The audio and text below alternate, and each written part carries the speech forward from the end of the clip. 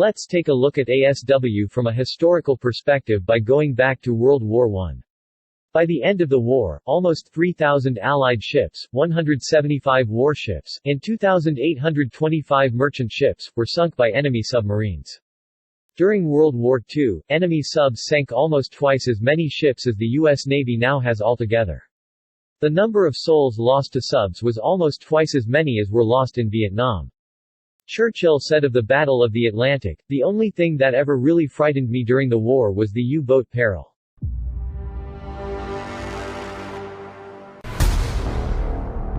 Air escort to Greyhound. You will now be out of range of air cover for the next 5 days. Safe travels to England. We have hits directly on the convoy. The Wolfpack's haunting us. U-boat starboard bound! In 48 hours, we've lost 7 ships and 50 souls. The Mid-Atlantic was an unopposed shooting gallery until long-range patrol aircraft were introduced. That, along with deciphering the Enigma machine, German subs were now the target. In the early 60s, the US and the Soviet Union launched nuclear submarines with nuclear missiles, and the threat to the homeland increased exponentially. Long-range Soviet submarine-launched ballistic missiles could hit almost any target in the U.S. With 46 SSBNs prowling the world's oceans, the U.S. Navy is challenged in its responsibility to keep track of them.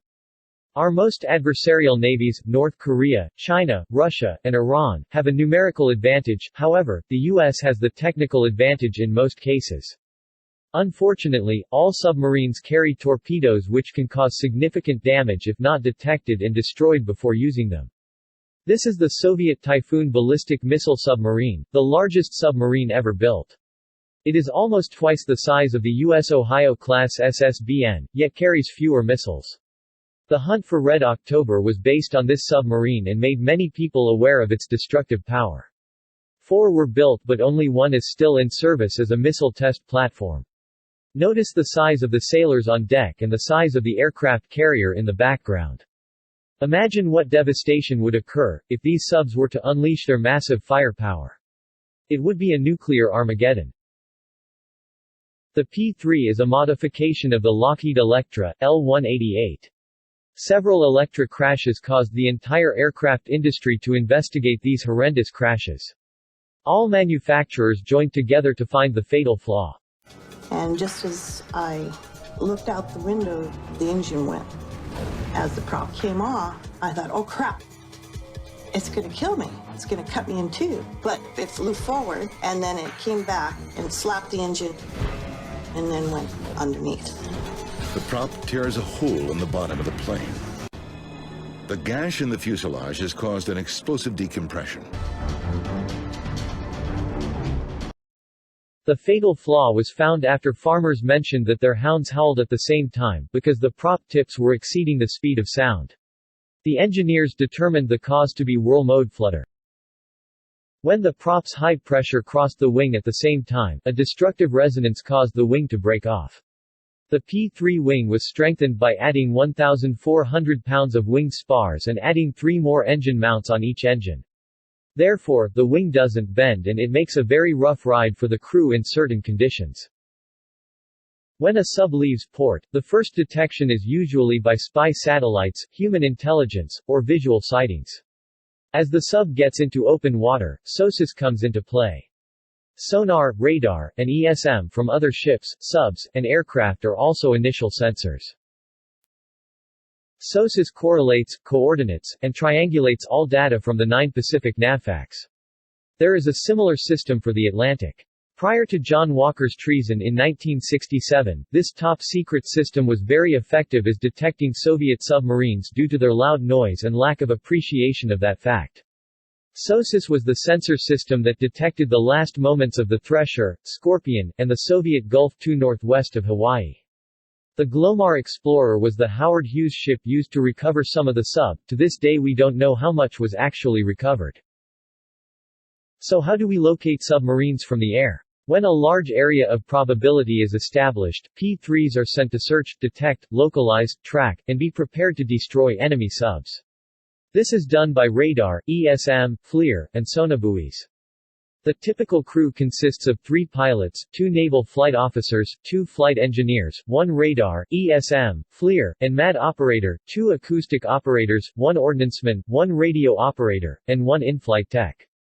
Coordination of the entire crew is the responsibility of the tactical coordinator, and the mission commander is responsible for the success of the mission.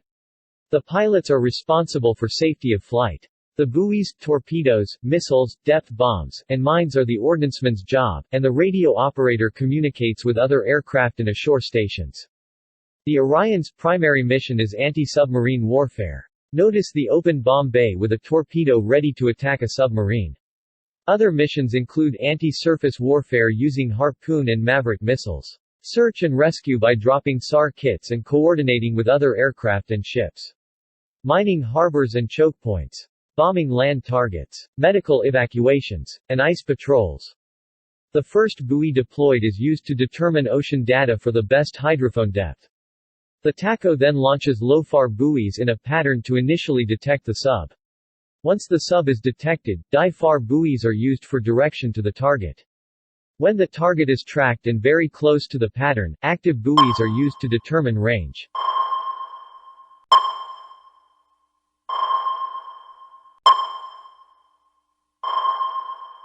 When certain criteria are met, MAD is used to accurately attack the submarine with a torpedo. MAD is short for Magnetic Anomaly Detector. Large ferrous objects such as a submarine interfere with the Earth's magnetic field. Since the aircraft is largely metal, the MAD detector must be far from the fuselage. As the aircraft flies above the sub, an operator sees the swing of a needle and notifies the crew. The MAD boom is used to very accurately determine the position of a submarine. However, it has a very limited detection range. Therefore, the aircraft has to be very low for detection, sometimes as low as 100 feet.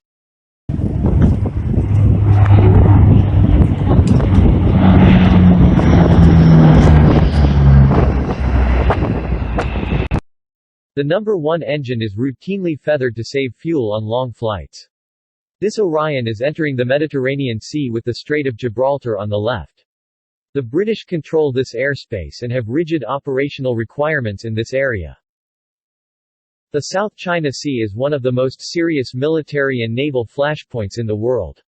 China has built harbors, airfields, radar installations, communication stations, and missile batteries throughout the region.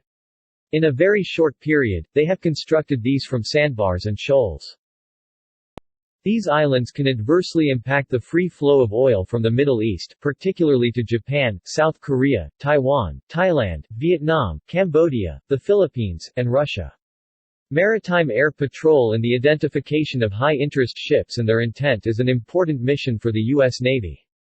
During Vietnam, P-3s were used to find and track ships infiltrating men, weapons, and ammunition to the south by way of the South China Sea. When found, destroyers were sent out to eliminate a threat. The Malaysian 777 that mysteriously disappeared in 2014 needed very long-range aircraft to search the area very far from Australia. The P-3 was called upon to do that and for many weeks searched for the aircraft. Coordination with surface ships from many different countries was important in this mission.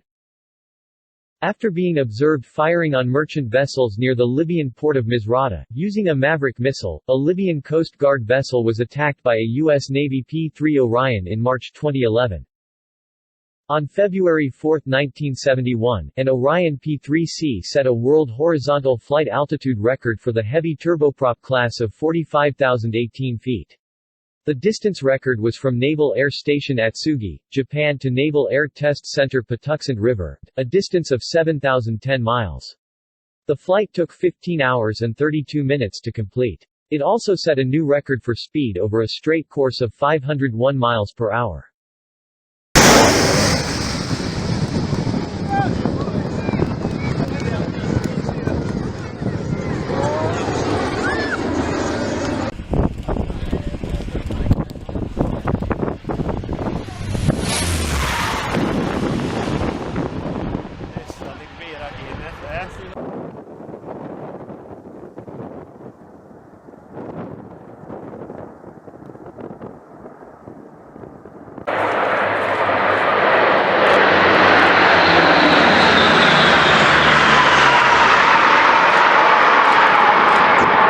There is no sound for this clip, but it will demonstrate the raw power of the T-56 turboprop engines in climb performance. The Norwegians like to take the aircraft to the very edge of its capabilities. Notice how much roll there is at the top.